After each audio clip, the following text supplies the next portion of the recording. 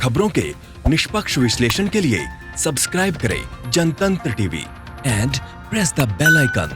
Never miss any update. Jharkhand सरकार के लिए कोरोना का संक्रमण एक बहुत बड़ी चुनौती बना हुआ है और झारखंड के मुख्यमंत्री दिन रात उससे निपटने में जुटे हुए हैं। झारखंड के मुख्यमंत्री हेमंत सोरेन की तारीफ इसलिए भी हो रही है कि रोज नए नए प्रयोग कर रहे हैं, नए नए ऐप लॉन्च किए जा रहे हैं ताकि लॉकडाउन में जो फंसे हुए लोग हैं उनको कोई परेशानी न हो। दाल भात केंद्र इनका बहुत चर्चा में है, जहां लाखों लोग रोज खाना खा रहे हैं। हेमंत जी, आपके राज्य में दाल भात केंद्र मैंने देखा कई जगहों पर जाकर, इतनी बढ़िया व्यवस्था है, ये कितने दिनों तक चल पाएगी ऐसी व्यवस्था? कई जगहों पर नहीं, आज लगभग आप इस राज्य में हर कोने में आपको ये देखने को मिलेगा। आज इस राज्य में लोगों को खाने के लिए चिंता करने की आवश्यकता नहीं।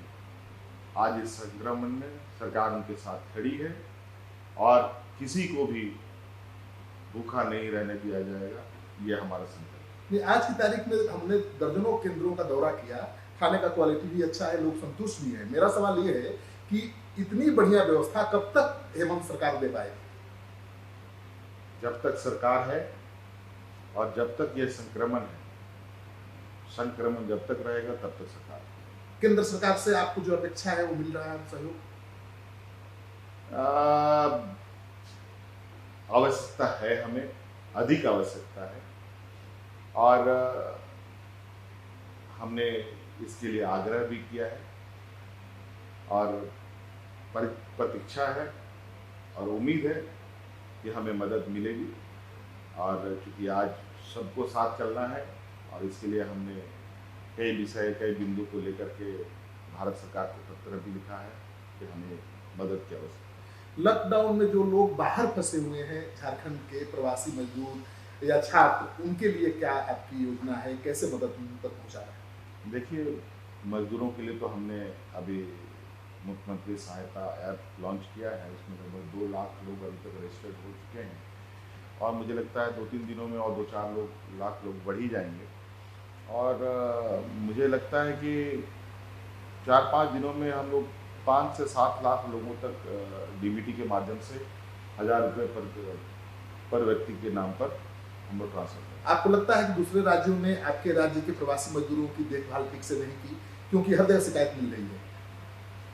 देखिए, आज शिकायत तो है, सबका अपना अपना एक अपनी पीड़ा है, इसमें कोई ये नहीं। लोग हतोत्साहित हैं, लोग डरे हुए हैं, परिवार का चिंता और बहुत सारी चीज़ें हैं। पहले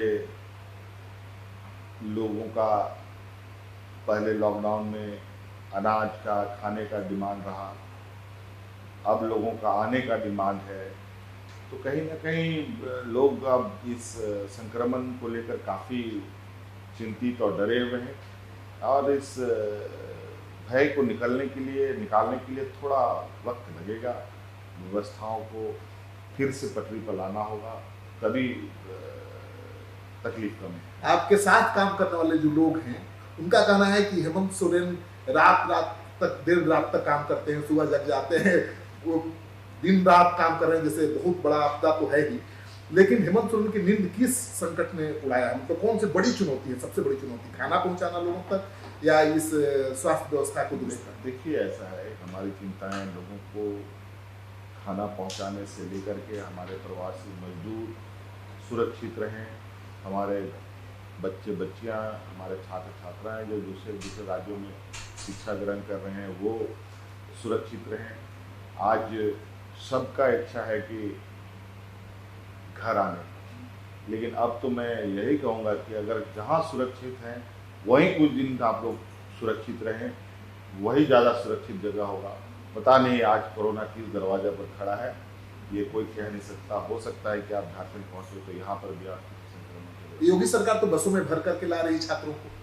हमें तो ये भी जानकारी मिली है उन छात्रों में से कुछ संक्रमित भी निकले।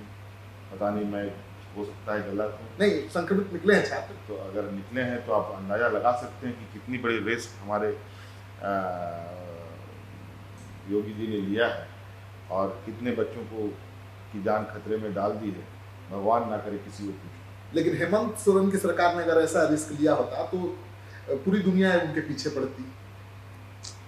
देखिए, हम आज इस संक्रमण में देश के निर्णय के साथ हैं, ये बात मैंने पहले भी कहा और इसीलिए मैंने कहा प्रधानमंत्री जी को कल, क्या देश में इस तरीके के दो चीज़ें कैसे चल रही हैं।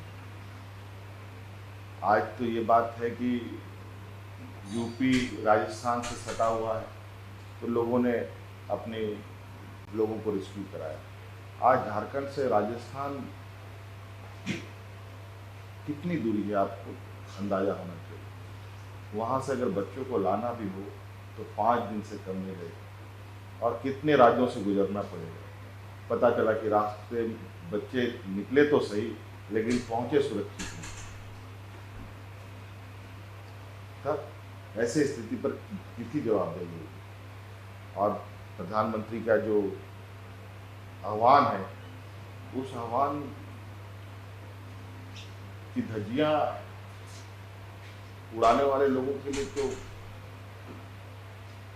जवाब केंद्र सरकार को देना चाहिए। रांची सबसे ज्यादा हॉटस्पॉट बना हुआ है, बोकारो बना हुआ है। रांची में इतना कैसे फैल गया और उसके लिए क्या खास तैयारी है उससे निपटने के लिए? देखिए, कैसे फैल गया ये तो मैं नहीं कह सकता, लेकिन फैलने की जो बाद में जानकारी प्रक्रिया पता चला कि ये लोगों से ये होता है, लोगों के बीच जो संक्रमित होता है उसको आइसोलेट रहना चाहिए या रखना चाहिए। लेकिन यहाँ किसी को पता ही नहीं चला कि कोई संक्रमित है, क्योंकि यहाँ आपको तो पता है कि कोरोना प्रभावित व्यक्ति के ऊपर कोई सिम्टम्स भी नहीं दिखते हैं। किसी को पता ही नहीं है, खुद को भी पता ही नहीं है कि हम कोरोना डिजीज हैं कि नहीं, कैरियर हैं कि नहीं। और चीज़ें बढ़ रही हैं और इस तरीके से चीज़ें बढ़ी हैं और अब उससे हम लोग निपट रहे हैं। बड़े तेज़ी से उनको हम लोग पकड़ भी रहे हैं और चिन्हित भी कर रहे हैं। और अब चिन्हित के कार्य के साथ साथ अब रिकवरी का भी कार्य प्रारंभ हो चुका है।